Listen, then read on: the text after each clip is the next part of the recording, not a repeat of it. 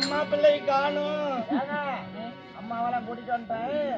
அம்மா கொஞ்சமா பாத்ரூம்ல தண்ணி ஊத்திட்டு வரதுக்கு போய்க்கிறீங்க. அதை அடக்கமா சொல்ல மாட்டியா?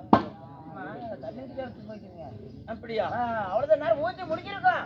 இப்ப அவ்வளவுதான் உடனே கூட்டிட்டு வந்துடுறேங்க. நான் போய் கூப்பிட்டு வரேன். எதுக்கு?